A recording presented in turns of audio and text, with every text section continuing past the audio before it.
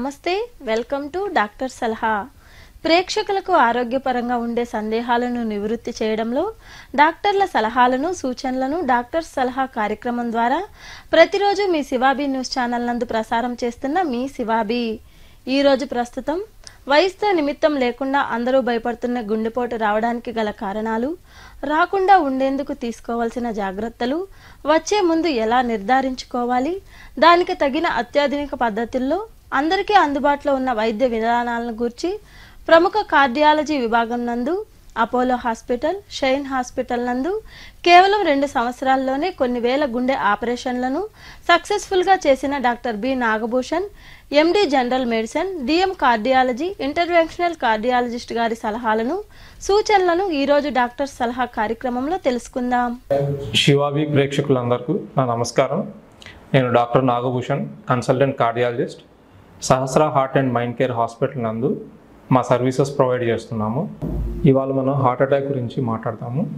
Heart attack సాధారణంగా ఎక్కువ మందిలో చూస్తున్నాం. ఇది పర్టికులర్లీ యంగ్ వాళ్ళలో చూస్తున్నాము, కామన్గా ఇప్పుడు పెద్దవాళ్ళలో కూడా చూస్తున్నాము. సాధారణంగా హార్ట్ అటాక్ అనేది ఏదైతే రక్తనాళాలు సప్లై చేస్తాయో గుండెకి, అవి సాధారణంగా 3 రక్తనాళాలు ఉంటాయి. ఆ 3 రక్తనాళాల్లో ఏ రక్తనాళం బ్లాక్ అయినా కానీ మనకు హార్ట్ అటాక్ అనేది వస్తుంది.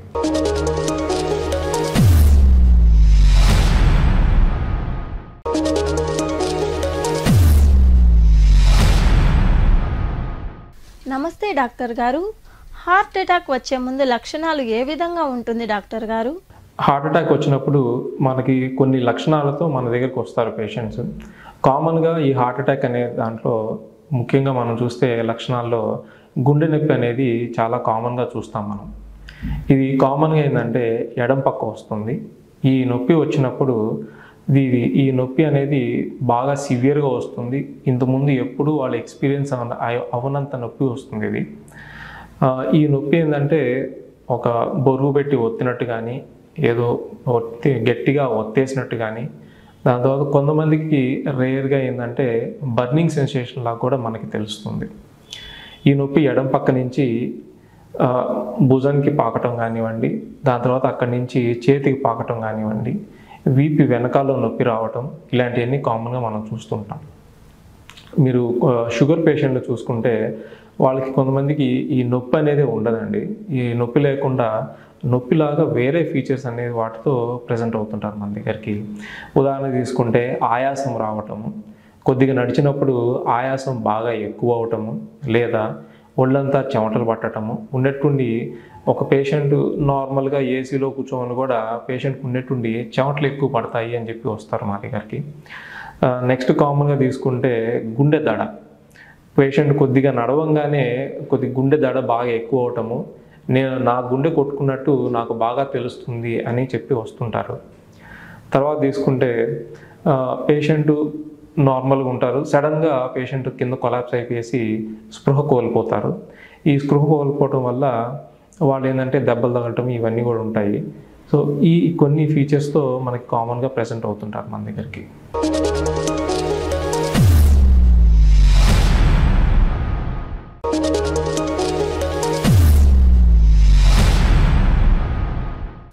హార్ట్ అటాక్ ఎందుకు వస్తుంది డాక్టర్ గారు?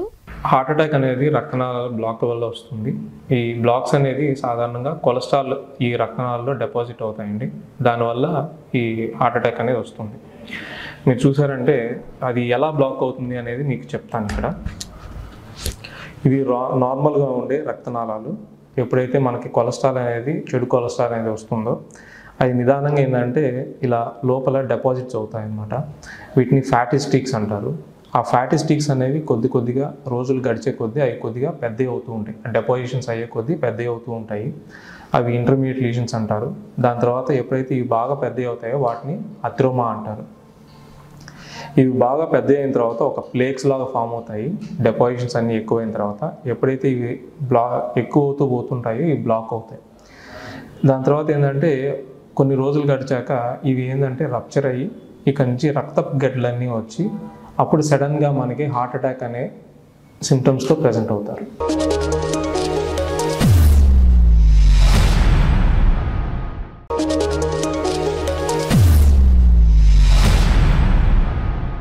గుండె వచ్చిన తర్వాత పేషెంట్లకు ఏ ట్రీట్మెంట్ చేస్తారు, ఎటువంటి ట్రీట్మెంట్ అందుబాటులో ఉంది డాక్టర్ గారు?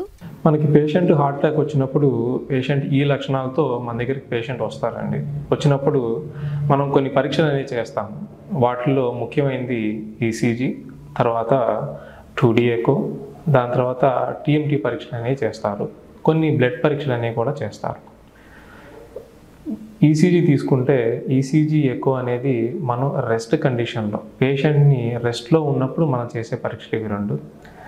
దాని తర్వాత ఇవి ఒకవేళ కానీ నార్మల్గా ఉండి ఈ లక్షణాలతో కానీ పేషెంట్ మన దగ్గరికి వచ్చినప్పుడు అయితే అప్పుడు పేషెంట్ని ఎగ్జర్షన్ చేయించి అప్పుడు మనం టెస్ట్లు టీఎంటీ పరీక్ష అనేది చేస్తాం. ఈ టీఎంటీ పరీక్ష ఏంటంటే పేషెంట్ని నడిపించి దాని తర్వాత కంటిన్యూస్గా మనం ఈసీజీ అనేది తీయడం జరుగుతుంది. దాంట్లో పేషెంట్ పాజిటివ్గా ఉన్నారా నెగిటివ్గా ఉన్నారా అనేది చూస్తాము. ఒకసారి పేషెంట్ దీంట్లో నెగిటివ్గా ఉంటే దాదాపు 99 పాళ్ళు పేషెంట్కి హార్ట్ అటాక్ లేనట్టే అండి. హార్ట్ అటాక్ వచ్చిన తర్వాత నిర్ధారణ అయిన తర్వాత మనం ట్రీట్మెంట్ అనేది స్టార్ట్ చేసుకోవాలి. ట్రీట్మెంట్ తీసుకుంటే మొదట ఏంటంటే ఈ హార్ట్ అటాక్ వచ్చిన పేషెంట్ని మనం ఇమీడియట్గా యాంజియోగ్రామ్ పరీక్ష అనేది చేస్తాము. పేరు చూడటానికి యాంజియోగ్రామ్ పరీక్ష అనగానే అందరూ చాలామంది భయపడతారు. కానీ ఇది చాలా చిన్న పరీక్ష. చేసేది 5 నుంచి 10 నిమిషాల లోపల ఈ పరీక్ష అనేది చేయడం జరుగుతుంది. దీంట్లో మనం ఎన్ని రక్తనాళాలు బ్లాక్ ఉన్నాయి, దాని తర్వాత బ్లాక్లు ఉన్నప్పుడు ఎంత పర్సంటేజ్ ఆఫ్ బ్లాక్స్ ఉన్నాయి అనేది చూడటం జరుగుతుంది. సో అది చూసిన తర్వాత ఉదాహరణకి ఒక పేషెంట్కి ఒక రక్తనాళం బ్లాక్ ఉంది అంటే ఇమీడియట్గా దాన్ని క్లియర్ చేయటం జరుగుతుంది. అంటే దాన్ని స్టంట్ పద్ధతిలో క్లియర్ చేస్తారు. ఒకవేళ కానీ మనకి ఎక్కువ రక్తనాళాలు కానీ బ్లాక్ అనేవి ఉన్నాయి అంటే దేనివల్ల అయితే మనకు ప్రాబ్లం అనేది వస్తుందో దాని వరకే మనం ఇమీడియట్గా క్లియర్ చేయడం జరుగుతుంది. తర్వాత ఈ బ్లడ్ టెస్ట్లు అనేవి చేస్తాము. ఈ బ్లడ్ టెస్ట్ చేసిన తర్వాత పేషెంట్ హార్ట్ అటాక్ ఉందా లేదా నిర్ధారణ చేయడం జరుగుతుంది. ఒకసారి పేషెంట్కి హార్ట్ అటాక్ ఉందని నిర్ధారణ అయిన తర్వాత దాని తర్వాత మనకు ట్రీట్మెంట్ పార్ట్ అనేది స్టార్ట్ అవుతుంది. సాధారణంగా కామన్గా అందరికీ మనం చూసేది ఏంటంటే పేషెంట్ బాగా ముసలివాళ్ళు, ఏజ్ ఎక్కువ ఉంది, దాని తర్వాత పేషెంట్కి షుగర్ ఉంది, బీపీ ఉంది, థైరాయిడ్ ప్రాబ్లం ఉంది, దాని తర్వాత పేషెంట్ ఒబేస్గా ఉన్నారు, వీళ్ళందరూ ట్రీట్మెంట్కి తట్టుకోగలరా లేకపోతే ట్రీట్మెంట్కి మేము ప్రొసీడ్ అవ్వాలా లేదా అనేది డౌట్లు చాలామందికి ఉంటాయి. మనం ఒకసారి హార్ట్ అటాక్ అనేది రావడానికి కారణాలే ఇవన్నీ ఉన్నప్పుడు సో మనం దాని గురించి మళ్ళీ ఆలోచించిన అవసరం లేదు. ఖచ్చితంగా మనం ట్రీట్మెంట్ అనేది తీసుకుంటేనే పేషెంట్కి రిలీఫ్ అనేది వస్తుంది. సో ట్రీట్మెంట్ తీసుకుంటే ఫస్ట్ ఎప్పుడైతే హార్ట్ అటాక్ వస్తుందో మొదటి క్షణాలు అనేవి చాలా ఇంపార్టెంట్ అండి. ఎందుకంటే టైం గడిచే కొద్దీ పేషెంట్ గుండె ఫంక్షనింగ్ అనేది బాగా తగ్గిపోతుంది. అందుకని తొందరగా మనం ఇంటర్వెన్షన్ అనేది చేస్తాం పేషెంట్కి. ఈ ఇంటర్వెన్షన్ తీసుకుంటే ఫస్ట్ మనం యాంజియోగ్రామ్ పరీక్ష అనేది చేస్తారండి. యాంజియోగ్రామ్ పరీక్ష అంటే ఇది చూసేదానికి పెద్ద పరీక్షలాగా అనిపించవచ్చు, కానీ సాధారణంగా ఇది చాలా చిన్న పరీక్ష. మనం ఏంటంటే ఏదైతే రక్తనాళం ఉంటుందో చేయి రక్తనాళం కానీ లేదా తొడ రక్తనాళం నుంచి మనం ఈ పరీక్ష అనేది చేయడం జరుగుతుంది. ఇది మ్యాక్సిమం ఏంటంటే ఒక 5 నిమిషాల నుంచి 10 నిమిషాల్లో చేసే పరీక్ష. మనం గుండె దగ్గరికి వెళ్ళి మనం ఈ టెస్ట్లు అనేవి చేస్తాము. బ్లాక్స్ ఉన్నాయా లేవా, ఎంతవరకు ఉన్నాయి, ఒకవేళ బ్లాక్స్ ఉంటే అనేది తెలుసుకుంటాము. తెలుసుకున్న తర్వాత ఒకవేళ బ్లాక్స్ ఉన్నాయి అని తెలిస్తే దీనికి సంబంధించి మనం ట్రీట్మెంట్ అనేది ఇవ్వడం జరుగుతుంది. ఇమ్మీడియట్గా బ్లాక్స్ కానీ ఎక్కువ శాతం ఉన్నాయంటే 80% కంటే ఎక్కువ ఇలా ఉంటే మనం స్టంట్ వేయడం అనేది జరుగుతుంది లేదా ఆపరేషన్ అనేది చేయడం జరుగుతుంది.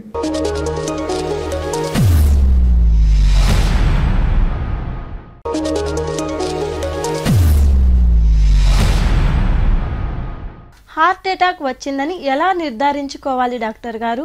తర్వాత తీసుకుంటే ఈ హార్ట్ అటాక్ అనేది వచ్చిందా లేదా అనేది మనం కొన్ని సిమ్టమ్స్ ద్వారా మనం తెలుసుకుంటాం. ఇది కామన్గా హార్ట్ అటాక్ వచ్చినప్పుడు ఛాతీ దగ్గర నొప్పి రావటము, ఆ నొప్పి ఏదైతే ఉంటుందో గట్టిగా ఏదో బరువు పెట్టి ఒత్తినట్టుగా అనిపించటము, లేకపోతే ఆ నొప్పి మన ఛాతీ నుంచి కుడి భుజం కానీ దాని తర్వాత ఒక చేతికి కానీ పాకటం కానివ్వండి, ఇలాంటివి ఎక్కువ ఉంటాయి. మనకి నొప్పితో పాటు ఏంటంటే కొంతమందికి ఎక్కువగా చెమటలు పట్టడము, దాని తర్వాత గుండె దడ అని తెలియటము, కళ్ళు తిరిగి పడిపోవటము, దాని తర్వాత ఆయాసం రావటము, ఇవి కామన్గా మనం చూసేవి. వీటన్నిటిలో ముఖ్యంగా ఏంటంటే గుండె నొప్పి అనేది చాలా ముఖ్యమైనదండి.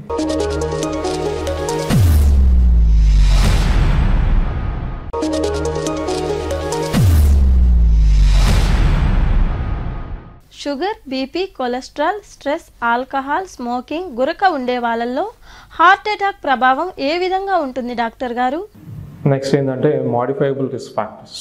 ఈ మోడిఫైబుల్ రిస్క్ ఫ్యాక్టర్స్లో మొదటిది షుగర్. ఈ షుగర్ అనేది మెయిన్గా ఏంటంటే ఎన్ని సంవత్సరాల నుంచి పేషెంట్కి షుగర్ ఉంది. సెకండ్ థింగ్ ఏంటంటే ఈ షుగర్ వాల్యూస్ కంట్రోల్గా మెయింటైన్ చేస్తున్నామా లేదా అనేది దీని మీద హార్ట్ అటాక్ రావడం అనేది ఆధారపడుతుంది. మొదటి దాన్ని మనం కంట్రోల్ చేయలేం కాబట్టి రెండో దాన్ని మనం కంట్రోల్గా పెట్టుకోవాల్సి వస్తుంది.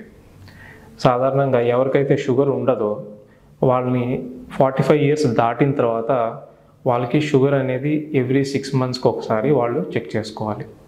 ఫాస్టింగ్, పోస్ట్ప్రాండియల్, హెచ్బిఏవన్సీ లెవెల్స్ అనేవి చెక్ చేసుకోవాల్సి వస్తుంది.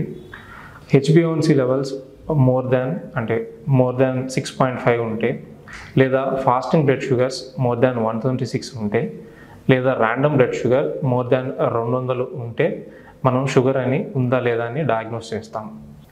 ఒకసారి షుగర్ ఉందని తెలిసిన తర్వాత వాళ్ళకి షుగర్ లెవెల్స్ అనేవి కంట్రోల్గా పెట్టుకోవాల్సి వస్తుంది. దాంతోపాటు షుగర్ అసోసియేటెడ్గా వేరే డిసీజెస్ కూడా ఉంటాయి. ఉదాహరణకి బీపీ ఉండటం కానీ, కొలెస్ట్రాల్ ఎక్కువ ఉండటం కానీ ఇవన్నీ ఉంటాయండి. సో మనం వీటితో పాటు బీపీ కంట్రోల్గా పెట్టుకోవాలి, కొలెస్ట్రాల్ కూడా కంట్రోల్గా పెట్టుకోవాల్సి వస్తుంది. దాని తర్వాత మందులు అనేవి కరెక్ట్గా వేసుకోవాలి. మనం షుగర్ తీసుకుంటే షుగర్ ఎవరైతే డయాగ్నోస్ అవుతుందో వాళ్ళు ప్రతి ఇయర్ కార్డియాలజీ ఎవాల్యుయేషన్ అనేది చేసుకోవాలి. ఎకో, దాని తర్వాత టీఎంటీ కానివ్వండి, ఈసీజీ, ఈ 3 పరీక్షలు ప్రతి సంవత్సరానికి ఒకసారి చేసుకుంటే ఏదన్నా ఎర్లీ స్టేజెస్లో మనం ఈ డిసీజ్ని ఐడెంటిఫై చేయొచ్చు. మనం బీపీ గురించి చూసుకుంటే బీపీ నార్మల్ ఏంటంటే 2 విధాలుగా డివైడ్ చేస్తారండి. ఒకటి ప్రైమరీ హైపర్ టెన్షన్ అంటారు, సెకండ్ ఏంటంటే సెకండరీ హైపర్ టెన్షన్ అంటారు. ఈ ప్రైమరీ హైపర్ టెన్షన్ అనేది వీటికి కాజ్ అనేది ఉండదు, ఇది జెనెటికల్గా వస్తుంది. సెకండరీ హైపర్ టెన్షన్ అనేది కామన్గా ఏంటంటే మన హార్మోనల్ చేంజెస్ వల్ల లేదా ఏదన్నా రక్తనాళాలు బ్లాక్ అవటం వల్ల ఈ హైపర్ టెన్షన్ అనేది వస్తుంది. మనం బీపీ తీసుకుంటే మనం ఎప్పుడైతే హాస్పిటల్కి వస్తామో అప్పుడు బీపీ అనేది మెజర్ చేయడం జరుగుతుంది. దాంట్లో 2 బీపీలు అనేవి ఉంటాయి. ఒకటి సిస్టోలిక్ బీపీ అంటారు, నెక్స్ట్ ఏంటంటే డయాస్టోలిక్ బీపీ. అంటే సాధారణంగా ఏంటంటే అందరు చెప్పే విధంగా అంటే పై బీపీ, కింద బీపీ అనేది చెప్పడం జరుగుతుంది పేషెంట్కి. సో ఈ పై బీపీ తీసుకుంటే మనకి 140 కానీ 140 కంటే ఎక్కువ ఉంటే మనం బీపీ కింద కన్సిడర్ చేస్తాము, లేదా కింద బీపీ 90 కానీ 90 కంటే ఎక్కువ ఉంటే మనం బీపీ కింద కన్సిడర్ చేస్తాము. ఇంకో పద్ధతి ఏంటంటే పేషెంట్ని ఇంటికి పంపించి మనం చిన్న ఆపరేటర్స్ అనేది చేతికి కడతాము. అది 24 అవర్స్ బీపీ అనేది చెక్ చేస్తుంది. దాన్ని అంబులేటరీ బీపీ మానిటరింగ్ అంటారు. సో దీని యావరేజ్ తీసుకుంటే 130 కానీ 130 కంటే ఎక్కువ ఉంటే, లేదా కింద బీపీ 80 కానీ 80 కంటే ఎక్కువ ఉంటే మనం బీపీ కింద కన్సిడర్ చేస్తాం. సో ఈ హైపర్ టెన్షన్ అంటే బీపీ ఎక్కువ ఉండడాన్ని హైపర్ టెన్షన్ అంటాం కదా. సో దీనికి వేరే ప్రాబ్లమ్స్ ఏమేమి వస్తాయి అంటే నార్మల్గా మనం అనుకుంటే హార్ట్ అటాక్తో పాటు వేరే కారణాలు కూడా ఉంటాయి, వేరే ప్రాబ్లమ్స్ కూడా ఉంటాయి అన్నమాట. ఉదాహరణకి వాళ్ళకి బ్రెయిన్ స్ట్రోక్స్ రావటము, లేదా ఏదైతే రక్తనాళాలు ఉంటాయో ఆ రక్తనాళాల్లో కొలెస్ట్రాల్ డిపాజిట్ అవటం వల్ల అక్కడ అథెరోస్క్లిరోసిస్ అన్ని ఫామ్ అవుతాయి. వీటి వల్ల మనకు హార్ట్ అటాక్ వస్తుంది, లేదా కిడ్నీ ఫెయిల్యూర్ జరగచ్చు, లేదా కంటిలో రక్తనాళాల ప్రాబ్లం అవటం వల్ల కంటి చూపు తగ్గచ్చు, లేదా మనకి ఏదైతే బోన్స్లో వీళ్ళకి కాల్షియం అనేది బాగా తగ్గుతుంది వీళ్ళలో. సో దానివల్ల బోన్ ప్రాబ్లం వచ్చేదానికి కూడా ఆస్కారం ఉంటుంది. సో మనం ఈ హైపర్ టెన్షన్ వచ్చినప్పుడు మనం దీన్ని ప్రివెంట్ చేయడానికి ఒకటి ఫిజికల్ యాక్టివిటీస్, వాళ్ళని ఇందాక చెప్పినట్టు ఫిజికల్ యాక్టివిటీస్ బాగా చేయటము, ఉప్పు బాగా తగ్గించటము, ఏదైతే బరువు ఉంటుందో బరువు బాగా తగ్గటము, దాని తర్వాత మంచి డైట్ తీసుకోవటము. ఈ డైట్ తీసుకోవటం వల్ల మనం బీపీ అనేది కొద్దిగా కంట్రోల్గా చేసుకోవచ్చు. నెక్స్ట్ మోడిఫైబుల్ రిస్క్ ఫ్యాక్టర్స్ తీసుకుంటే కొలెస్ట్రాల్ లెవెల్స్. కొలెస్ట్రాల్ మనం ఎంత అడిక్వేట్గా కంట్రోల్గా పెట్టుకుంటున్నాం అనే దాని మీద ఆధారపడుతుంది. కొలెస్ట్రాల్ చెక్ చేసుకునేటప్పుడు మనం సాధారణంగా ఫాస్టింగ్ లిపిడ్ ప్రొఫైల్ అంటారు. సో లిపిడ్ ప్రొఫైల్ అనేది చేసుకుంటాము. దీంట్లో మనము HDL levels, total cholesterol levels, triglycerides, LDL levels. కామన్గా తీసుకుంటే స్ట్రెస్ అనేది చాలా మందిలో ఉంటుంది. ఈ స్ట్రెస్కి వివిధమైన కారణాలు ఉండొచ్చు. ఒకటి ఫ్యామిలీ ప్రాబ్లం ఉండొచ్చు, లేదా ఆక్యుపేషనల్గా వాళ్ళకి ప్రాబ్లం ఉండొచ్చు, సొసైటీలో వేరే ఇష్యూస్ ఏదైనా ఉండి వాళ్ళకి స్ట్రెస్ అనేది రావడం జరుగుతుంది. సో ఈ స్ట్రెస్ ఉండటం వల్ల మనిషి శరీరంపై ఏ ప్రాబ్లమ్స్ అనేవి ఫేస్ అవుతాయి. సాధారణంగా స్ట్రెస్ ఉండటం వల్ల వీళ్ళకి ఏంటంటే బీపీ పెరగటము, లేదా ఏదైతే వాళ్ళు గాలి ఎక్కువగా పీల్చుకోవటము, డైజెస్టివ్ సిస్టంలో వాళ్ళకి ఏదైతే ఆహారం తీసుకుంటారో ఆ డైజెస్టివ్ ప్రాబ్లమ్స్ వస్తాయి. హార్ట్ రేట్స్ అనేవి బాగా పెరుగుతుంది, వాళ్ళ ఇమ్యూనిటీ బాగా తగ్గుతుంది, ఇవన్నీ వస్తాయి. దాని తర్వాత ఈ స్ట్రెస్ఫుల్ కండిషన్ వల్ల మనం వీటిని ప్రివెంట్ చేసుకోవచ్చు.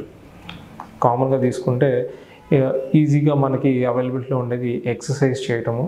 దేనివల్ల అయితే మనకి స్ట్రెస్ వస్తుందో ఆ స్ట్రెస్ఫుల్ సిచ్యువేషన్ని అవాయిడ్ చేసి అక్కడి నుంచి పక్కకు వెళ్ళటము, లేదా మనకి ఏదైతే స్ట్రెస్ఫుల్ ప్రాబ్లమ్స్ ఉంటాయో వాటిని పక్క వాళ్ళతో షేర్ చేసుకోవటం వల్ల ఈ స్ట్రెస్ అనేది బాగా తగ్గించుకోవచ్చు.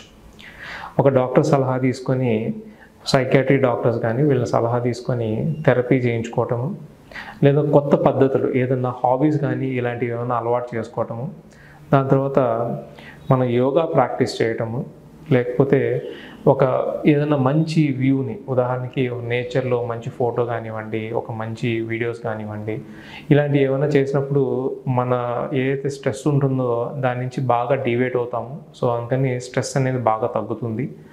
ఇంకోటి కామన్గా మనం స్ట్రెస్ ఎక్కువగా వచ్చేదానికి కారణం ఏంటంటే టైం మేనేజ్మెంట్ అనేది ప్రాపర్గా చేసుకోరు. సో దానివల్ల ఒక ప్రాపర్ టైం మేనేజ్మెంట్, ఒక ప్రాపర్ టైం ప్లానింగ్ చేసుకున్నప్పుడు స్ట్రెస్ అనేది అవాయిడ్ చేసుకోవచ్చు. ఇంకో పద్ధతి ఏంటంటే కామన్ మనం చూసేది ఏంటంటే మ్యూజిక్ వినటం వల్ల మనకి స్ట్రెస్ఫుల్ సిచ్యువేషన్ నుంచి బాగా డివేట్ అయ్యి మనం ఆ స్ట్రెస్ అనేది బాగా తగ్గించుకుంటాం. తర్వాత తీసుకుంటే ఈ హార్ట్ అటాక్ అనేది ఈ మధ్య మనం కామన్గా టీవీలో వీటన్నిటిలో చూసింది ఏంటంటే బాగా యంగ్స్టర్స్లో హార్ట్ అటాక్ అనేది వస్తుంది.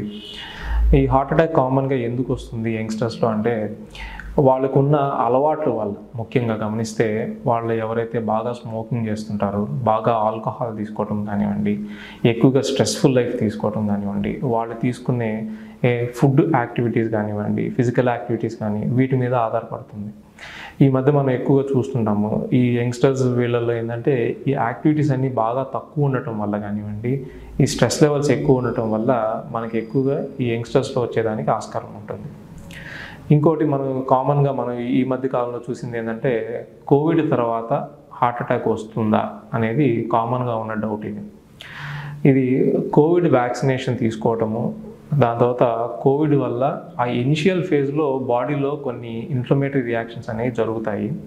సో ఆ టైంలో మొదటి ఒక 30 రోజులు కానివ్వండి, ఆ టైంలో వచ్చేదానికి ఆస్కారం అనేది ఉంటుంది. ఎందుకంటే రక్తం గడ్డగట్టే తత్వం అనేది బాగా ఎక్కువ ఉంటుంది.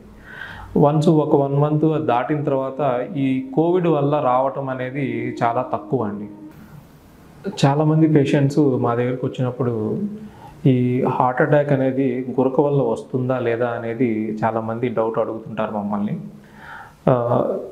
మనం చూసుకుంటే ఈ గురక అనేది చాలా కారణాలు ఉంటాయి. ముఖ్యంగా చెవి లేదా ముక్కు వీటి వల్ల అనేది వస్తుంది, మనకి గురక అనేది వస్తుంది. ఇది మనం డయాగ్నోస్ చేయాలంటే మనం స్లీప్ స్టడీ అనేది చేయటం జరుగుతుంది. ఈ స్లీప్ స్టడీ నైట్ మొత్తం పేషెంట్ని అబ్జర్వేషన్ చేస్తారు. సో దీంట్లో పేషెంట్ ఎంతసేపు గాలి తీసుకోకుండా ఉన్నాడు, దాని బేస్ మీద ఈ అబ్స్ట్రక్టివ్ స్లీప్ ఎప్నియా ఉందా లేదా అనేది నిర్ధారణ చేయడం జరుగుతుంది. దీన్ని ఏప్నియా హైపోప్నియా ఇండెక్స్ ద్వారా కనుక్కుంటారు. ఇది సాధారణంగా 15 కంటే ఎక్కువ ఉంటే అబ్స్ట్రక్టివ్ స్లీప్ ఎప్నియా ఉన్నట్టు నిర్ధారిస్తాము. లేదా పేషెంట్కి సిమ్టమ్స్ ఉండటం, అంటే పగటిపూట ఎక్కువ నిద్రపోవటము, పొద్దున్నే నిద్ర లేగానే వాళ్ళకి కంప్లీట్గా రెస్ట్లో ఉన్నట్టుగా, అంటే ప్లెజెంట్ మైండ్ ఉన్నట్టుగా ఉండదు, అంటే రెస్ట్లెస్గా ఉంటారు పొద్దున్న లేగానే. లేదా మధ్యాహ్నము కూర్చోగానే కొద్దిసేపు అలా కూర్చోగానే వాళ్ళకి నిద్ర వచ్చేయటము, త్వరగా నిద్ర రావటము, ఇలాంటి సిమ్టమ్స్ ఉంటాయి. ఈ సిమ్టమ్స్ ఉన్నవాళ్ళు వాళ్ళల్లో ఈ ఏప్నియా హైపోప్నియా ఇండెక్స్ 5 కంటే ఎక్కువ ఉంటే మనం అబ్స్ట్రక్టివ్ స్లీప్ ఎప్నియా ఉంది అని మనం నిర్ధారణ చేసుకుంటాం. ఈ అబ్స్ట్రక్టివ్ స్లీప్ ఎప్నియా ఉండటం వల్ల వాళ్ళకి కామన్గా వచ్చే ప్రాబ్లమ్స్ ఏంటంటే బీపీ బాగా పెరగటము, లేదా హార్ట్ అటాక్లు రావటము, ఇలాంటి స్ట్రెస్ బాగా ఎక్కువ అవటము, నిద్ర తక్కువ పోవటము, ఇలాంటివన్నీ కామన్గా ఉంటాయి.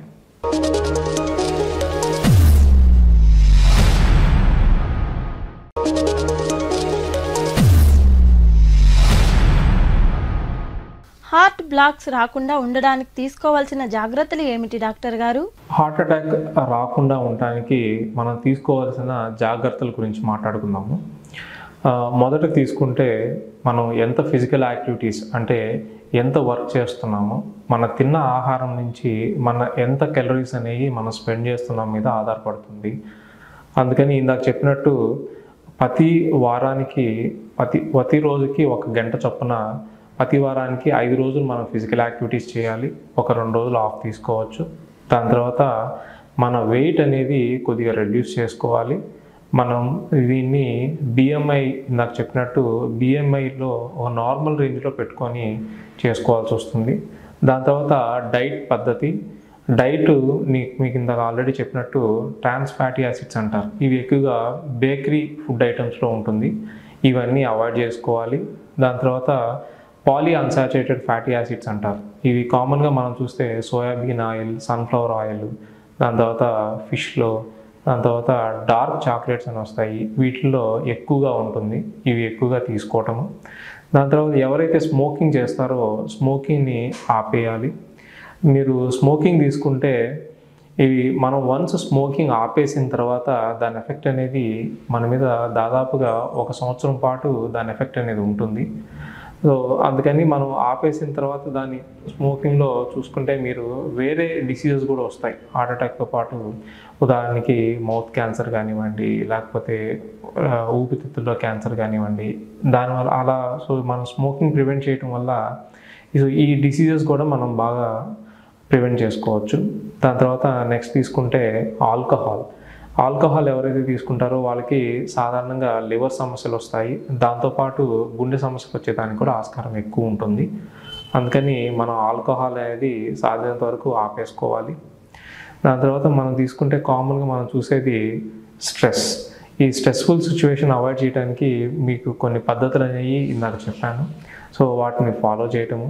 దాని తర్వాత ఎవరికైతే కొద్దిగా స్లీప్ అనేది ప్రాపర్గా ఉండదు, ఈ నిద్ర సమస్యలు ఉన్నవాళ్ళు ఇమీడియట్గా దీనికి సంబంధించి ట్రీట్మెంట్ అనేది తీసుకోవాలి.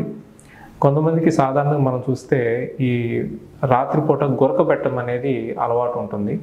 ఈ గురక పెట్టడం కూడా ఒక ఇంపార్టెంట్ రిస్క్ ఫ్యాక్టర్ అండి. దీనివల్ల కూడా మనకి పేషెంట్ అనేవాళ్ళు ఈ నిద్ర అనేది తక్కువ పోవటం వల్ల వాళ్ళు ఎక్కువగా ఈ హార్ట్ అటాక్ అనేది రిస్క్ ఎక్కువ ఉంటుంది వాళ్ళకి. దాని తర్వాత ఎవరైతే షుగర్ ఉంటుందో షుగర్ మందులు కరెక్ట్గా తీసుకోవటము, ఈ లెవెల్స్ అనేవి ప్రతి 2 నెలలకు ఒకసారి షుగర్స్ అనేవి చెక్ చేసుకొని షుగర్ ట్రీట్మెంట్ మోతాదు కొద్దిగా అడ్జస్ట్ చేసుకోవటము, డాక్టర్ కన్సల్టేషన్ తీసుకొని. దాని తర్వాత ఎవరైతే బీపీ ఉంటుందో ప్రాపర్గా మెడిసిన్స్ తీసుకొని ఉప్పు కొద్దిగా తక్కువ తీసుకొని బీపీ అనేది ప్రాపర్గా కంట్రోల్ చేసుకోవాల్సి వస్తుంది. దాని తర్వాత నెక్స్ట్ కామన్గా మీరు తీసుకుంటే కొలెస్ట్రాల్ లెవెల్స్ ప్రాపర్గా కంట్రోల్ చేసుకోవాలి. ఎవరికైతే కొలెస్ట్రాల్ లెవెల్స్ లేవో నార్మల్గా ఉన్నాయో వాళ్ళు ప్రతి 6 months నుంచి లేదా 1 year ఒకసారి కొలెస్ట్రాల్ లెవెల్స్ అనేవి చెక్ చేసుకోవాలి. ఒకసారి కొలెస్ట్రాల్ లెవెల్స్ పెరిగిన తర్వాత మనం ఫిజికల్ యాక్టివిటీ కానీ డైట్ పద్ధతి కానీ ఫాలో చేసి కొలెస్ట్రాల్ లెవెల్స్ అనేవి తగ్గించుకోవాలి. ఒకవేళ కొలెస్ట్రాల్ లెవెల్స్ ఈ పద్ధతి చేసిన తర్వాత కూడా తగ్గనప్పుడు డాక్టర్ సలహా తీసుకొని కొలెస్ట్రాల్ లెవెల్స్ అనేవి ట్రీట్మెంట్ అనేది తీసుకోవాల్సి వస్తుంది. వెజిటేరియన్స్లో తీసుకుంటే ఇవి ఎక్కువగా కామన్ ఏంటంటే పన్నీరు, ఆయిల్ ఫుడ్స్ వీటిలో ఎక్కువగా ఉంటాయి. ఆకుకూరలు, పప్పుకూరలు వీటిలో తీసుకుంటే కొలెస్ట్రాల్ లెవెల్స్ అనేవి చాలా తక్కువగా ఉంటాయి. అందుకని వెజిటేరియన్స్లో ఈ పద్ధతి ఫాలో అయితే కొద్ది కొలెస్ట్రాల్ లెవెల్స్ అనేవి కొద్ది కంట్రోల్ చేసుకోవచ్చు.